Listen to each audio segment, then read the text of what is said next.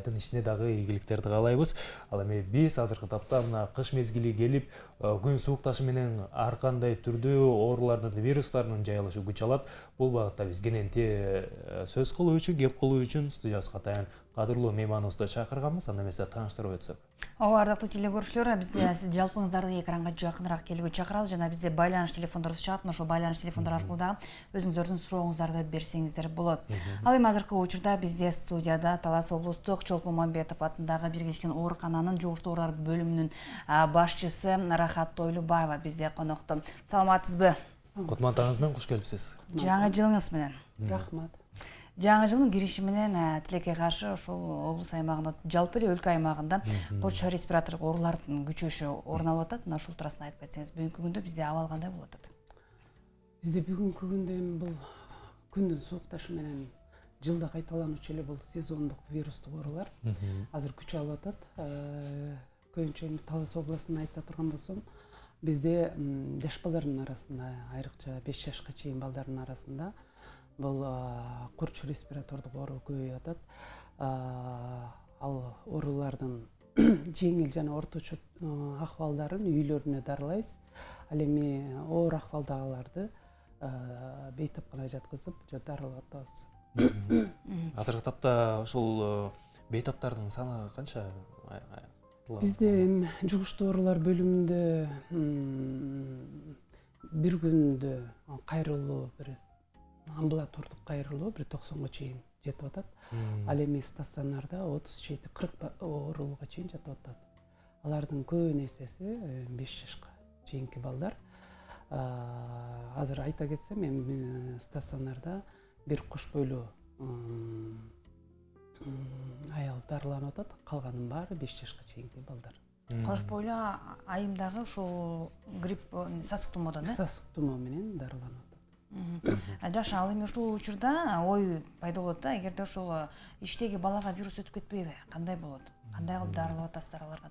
Ал дару ар бир адамда бар, бул курч респиратордук оору бирдей эле белгилер менен башталат, бирдей эле лечениясы кетет.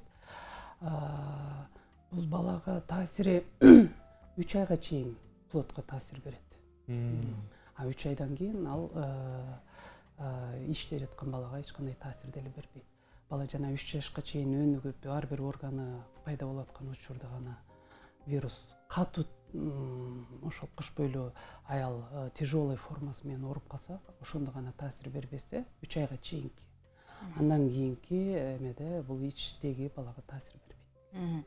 Жаша, жалпыбызга белгилүү болгондо учурда баягы элде кичине болсо дүрбөлөң болуп аткан учуру жалпы коомчулукта. Ошондо мынакей Кытай жергесинде орун алып аткан вирусту бүгүнкү күндө Кыргызстанда 2 гана жаш баладан табылды деп жалпы маалымат таркап жатат. Мына ошол туурасында да биздин жалпы Талас элине да маалымат берип кетсеңиз. Ошол вирустун айырмачылыгы, дарыгер катары айтсаңыз, кооптуулугу, анын белгилери кандай болот? Жалпы бизде азыркы учурда орун алып аткан канча вирустун түрү бизде Таласта азыр ооруп аткан кишилерден аныкталып атат? Бул эми Кытайда катталып аткан метапневмовирус. Бул вирус бардыгы азыр бизде дүйнө жүзүндө болуп аткан вирустардын ичинде кадимкидей эле вирус. Вирустун аттары бар. Ошол аттары боюнча бул метапневмовирус Кытайда көбүрөөк катталып атат. Бул вирус биздин Кыргызстанда 2 адамдан катталды. Бул вирус башка вирустай эле, кадимки эле вирустун кандай организмге жугат, кандай белгилери бар, клиникасы кандай, ошондой эле өтөт. Бул вирусту жуктуруп алгандан кийин организмде 3-4 күндөн кийин бул вирустун белгилери башталат. Биринчи температура көтөрүлөт, жөтөлөт, мурду бүтүп, чүчкүрүп, анан тамагы кытышып, кадимки эле вирусный инфекция өткөндөй эле өтөт. Ошол клиникасы ошондой эле өтөт. Бардык эле бул курч респиратордук оорулар жаңы башталганда ошол адам үйүндө 3 күн жылуу жата коюп, суюктукту көп ичип, температура көтөрүлөт деп атпаймынбы? Ошол температурасына парацетамол же ибуфен ичип жата койсо, 3 күндө бул 3-4 күндөн кийин бул оору өз айыгып кетет да. ага карабай биздин жарандарыбыз жөтөлүп чүчкүрүп кичине температура болсо деле жумушуна барып буту менен бул ооруну өткөзө берет да. Анан 3-4 күндөн кийин ал чүчкүрөт, температура болот, жанагы бул ОРВИнин белгилери жүрүп анан кийин осложнениясы өтөт. 4-5 күн осложнение кеткенден кийин ошондо гана ал үйүнө барып жатып калат.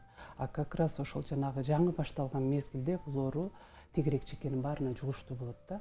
Ошон үчүн биз баардыгыбыз бири-бирибизге жугузуп, бул оорунун көбөйүп аткан себеби ушул. Кыш мезгилинде эмнеге бул көбөйөт бул оору? Анткени биз баардыгыбыз бир жерде көп сыртта жүрбөй, баардыгыбыз помещениянын ичинде тыгыз байланышта болгондуктан бул вирус күчөйт. Андан тышкары кыш мезгилинде биз терезелерди ачпайбыз, желдетпейбиз помещенияны. Ошонун негизинде бул вирус башка адамдарга көбүрөөк таркайт да, чогуу бир жерде помещенияда жүргөндөн кийин көп абага чыкпайбыз да. Ошол үчүн дагы үйдө абаны тазалап туруп, желдетип туруу маанилүү бул күндөр. Булдун профилактикасы бул биринчиден адам көчөдөн келгенден кийин же базарга барабай жумуштан келгенден кийин үйүнө киргенде дайыма колун таза самын менен жууш керек. Колун самындап жууп, андан тышкары үйдү бир күндө 3-4 жолу желдетип турушубуз керек. Үйдө 2-3 жолу жанагындай влажный уборка деп коебуз, суулап үй эмеректерин баарын сүртүп чыгарышыбыз керек. Если үйдөн бир бала ооруп кала турган болсо, аны мүмкүн болушунча өз изолировать этип, өзүнчө бөлмөгө жаткызып, аны ооруган баланы садикке же болбосо мектебине жөнөтпөй, бир 3-4 күн үйдө жылуу жакшылап караса эле, ал бала осложнение бербей эле жакшынакай болуп айыгып кетет. Жакшы. Өткөн жылга салыштырмалуу эми быйылкы кайрылган жарандардын ушул сасык тумоо оорусуна чалдыккан жарандардын саны кандай салыштыра келсек? Бул жыл деле кыш мезгилинде күчөйт бул оору. Былтыркы жылга караганда быйыл эми андай көп эмес, быйыл азыраак эле катталып атат. Былтыр бизде 4-5 отделенияда жатса, бул вирустук оорулар кошумча бизде койкалар ачылат да. Быйыл ага караганда кичине азыраак. Азыркы учурда ошол сасык тумоо 5 жашка чейинки балдар арасында көбүрөөк болуп атат деп атасыз. Эмне үчүн ошондой 5 жашка чейинки болот? Алардын иммунитети көтөрө албай жатабы бул вирусту, же болбосо улуу мундун, орто мундун өкүлдөрү бул вируска же каныгып калганбы, кандай болот? Жок, негизи 5 жашка чейин анан бизде бул вирусту ооруп, анан осложнениясы жанагы өтүшүп кеткен түрү көбүнчө 5 жашка чейин балдарда, анан кийин кара адамдарда көп болот да. Анткени бул жарандарда иммунитети низкийрээк болот. Кички балдарда нестабильный болот иммунитети. Карыган сайын адамдарда ар түрдүү өзүнүн өнөкөт оорулары болот. Ошонун негизинде иммунитети слабыйраак кара адамдар менен 5 жашка чейинки балдарда бул оору өтүшкөн түрү менен кездешет да, осложнение. Адис катары ата-энелерге кандай кеңеш берет элеңиз? Ушул кичинекей үйдөгү наристелерин ушул кыш мезгилине келатканда оорудан баягы алысыраак алуу, ооруну алдын алуу боюнча Эмдөө кажетпи, эмдөөнүн ролу туурасында айтып кетсеңиз. Бул вирусту жаңы айтып кеттим, бул вирустун бир 150ден ашык түрү бар. Мисалы бизде Таласта көбүнчө аденовирус, риновирус, РС вирус катталып атат, коронавирус да катталып атат. Ар бир вирус менен ооругандан кийин организмде иммунитет пайда болот да, антитела калып калат. Ал кийинки кайра ошол эле вирусту жуктурганда ал адам аны жеңил түрү менен өткүзүп кетет да. Андан тышкары сиз айткандай бул алдын алуу жолдоруна эң биринчи вакцинация керек. Вируска каршы бизде вакцина бар. Коронавируска чыккан, андан тышкары гриппке каршы вакцинабыз бар. Негизи бул вирустардын ичинен грипп деген түрү аябай коркунучтуу да. Башка мисалы азыр Кытайдан келип аткан метапневмовирус бул грипп түрүнө караганда андай деле оор эмес. Грипп түрү бул аябай коркунучтуу, осложнениясы менен коркунучтуу. Ошондуктан бизде гриппке каршы вакцина бар и коронавируска каршы вакцина бар. Бул сентябрдын аяк ченинен бул гриппке каршы вакцина алышса, ал ошол вакцинанын күчү 6 айга чейин таасир берет. Как раз ошол жанагы кыш мезгилинде суук учурунда вирус күчөгөн учурда бул оору менен, грипп менен айрыкча ооруган адам вакцина алгандан кийин жеңил өтүп. Андан тышкары, вакцинадан тышкары адам өздүк гигиенаны жакшылап сакташ керек. Өздүк гигиенага эмне? Бул колубузду таза жууш керек да, анан көчөдө жүргөндө, базарда жүргөндө колубуз менен улам эле бетибизди кармай беришибиз керек. Чүчкүрө турган болсок, атайын бир жолу колдонуучу салфеткага чүчкүрүш керек да, ал салфетканы мусорго салыш керек. Биз колубузга чүчкүрсөк, кайра ошол колубузда вирус калып калат да, ар бир нерсени кармасак, ошол жердин баарына вирусту таркатып жүрө беребиз да. Андан тышкары, көпчүлүккө барган жерде маска тагынышыбыз керек. Үй шартында үйгө келгенде үйдү 2-3 жол жаңы эле айтып өттүм, желдетип туруш керек. Кайсы үйдө жаран болсо аны изолировать этип, башка балдарга кошпой, суюктукту көп бериш керек да, анан температурасын түшүрүп турушубуз керек. Буга атайын дары жок вирусный инфекцияга. Бул просто кайсы белги болсо, ошону симптоматическое лечение деп коебуз. Температура болсо температурасын түшүрөбүз, кусса сууну көбүрөөк беребиз.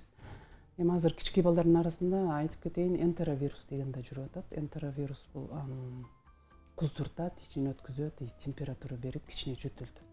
Бул вирустун түрүндө энтеровирус, ротавирус дегендерде балага туздуу сууну көбүрөөк бериш керек да. Анан кийин бала жанагы көп кузуп, көп печ өткөндө шалдырап, обезвоживание болуп калышы мүмкүн. Ошого жеткизбей суюктукту берип турушубуз керек. Жакшы. Айтсаңыз, эгерде көпчүлүк учурда биз баланы баягы грипп десек, сиңип калган оору деп эле кабыл алабыз дагы, анан үйдөн көбүрөөк кармап коебуз. Күчөшүп кеткен учурда айла жоктон ооруканага барган учур болот. Кээ бир учурда жаңы белгилери билинип билбей жаткан учурда да кээ бир ата-эне ооруканага кайрылган учур болот. Ошондо адис катары айтсаңыз, кайсы учурда ооруканага кайрылган туура болот? Баланын если 5 жашка чейин бала болсо, температурасы 38-39 ашпаса, биринчи үй бүлөлүк дарыгерлер борборуна барыш керек.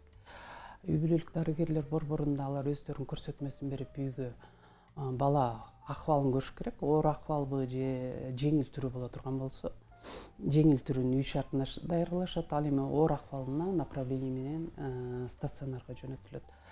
Ал эми жаңы температура вирус организмге киргенде эле организмде ошого ответная реакция, как защитная реакция катары температура 39га чейин көтөрүлөт. Ошол 39га көтөрүлгөндө эле стационарга алып жөнөтүшөт. Эми бир жагы туура, үй бүлөлүк дарыгерлерге барганда очередь күтөм, анан тиги бу деп. Бир жагы ошол жерде жанагы стационарда көбүнчө тяжелый оор акыбалдагы оорулар келет да. Айрыкча азыр жүрүп аткан ветрянка, жанагы кызамык да кошо жүрүп атат. Ошол кызамык менен контакт болуп калышат да, анан кийин стационардан бир ооруну көргөзүп, экинчи ооруну өздөрүнө жуктуруп кетишет. Ошон үчүн айтар элем, жанагы үй бүлөлүк дарыгерлерге биринчи кайрылып, анан кийин стационарга направление менен келиш керек. Негизи бизде азыр жанагы скорый менен үйүнө вызов чакыртыш керек да врачтарды. Ошондо бул вирус көп таркалбайт болчу. Үй бүлөлүк дарыгерлер борборуна барганда да аерде очередде турушат. Аерден да бири-бирине, мисалы риновирус менен барса, аерде башка баланыкы пара грипп боло турган болсо, өзүнүн вирусунан тышкары тигинин вирусун жуктуруп келип калышы мүмкүн. Анан үйүнө келгенден 2-3 күнөн кийин тиги вирустак белгилер берип баштайт, анан кошукташуу болуп күчөп кетет. Анан негизи үй бүлөлүк дарыгерлерди үйүнө чакыртып, үйүнөн көргөзсө, ошондо көп вирустар таркабайт эле да. Кооптуулугу азыраак болот. Кооптуулук. Сизге терең ыраазычылык билдиребиз. Таңда келип бизге кенен маанилүү маек куруп бергениңиз үчүн учурдан пайдаланып сизге эркин микрофон сунулалы. Жалпы биздин элге кайрылуңуз болсун. Бул эми азыр элдин баары Кытайдагы метапневмовирус чыгып атат деп аябай кооптонушат. кооптонушуп атат. Эми бул вирус кадимки эле вирус. Бул вирустун белгилери, течениясы, алдын алуусу жана лечениясы кадимки эле вирустай. Мүмкүн болушунча жарандарга кайрылып кетет элем. Кичинекей балдарыңар менен базарга барбай, ушул жанагы кыш мезгилинде азыр вирус күчүп аткан учурда балдарды үйдө эле кармап отурушса, андан тышкары өздөрү базарга бара турган болсо, көчөгө чыга турган болсо, көпчүлүккө чыга турган болсо, маска тагынып чыгышса, анткени алар өздөрү вирусту жугузуп келип үйүндө отурган кичинекей балдарына жуктурат да. Ошол кышкы мезгилде масочный режим, анан кийин мүмкүн болушунча көпчүлүккө чыкпай үйдө отурушуңуздарды суранам. Ыраазычылык билдиребиз, ишиңиздерге ийгилик. Мынакей ардактуу теле көрүүчүлөр, кооптонууга жол жок десек болот. Бүгүнкү күндө тилекке каршы ошол Кытайда орун алып жаткан вирусту ошо Кыргызстанга келип калган экен деп баягы ички инстинкт деп коет. Мына ошол менен өзгөчө көп дүрбөлөңгө алынып аткан коомчулугубуз бар. Андыктан жалпы мынакей адистердин айтуу боюнча андан да күчтүү вирустарды көтөрүп бүгүнкү күндө иммунитет пайда болуп калган экен. Андыктан кандай гана оору болбосун, өзүңүздүн өзү гигиенаны сактап, албетте коомчулукка дагы көп аралашпасаңыз, албетте өзүңүздүн дениңиз сак жана үйдөгү үй бүлө мүчөлөрүнүн дени сак болоорун эске алыңыздар. Ал эми бизге тагына келип мая куруп берген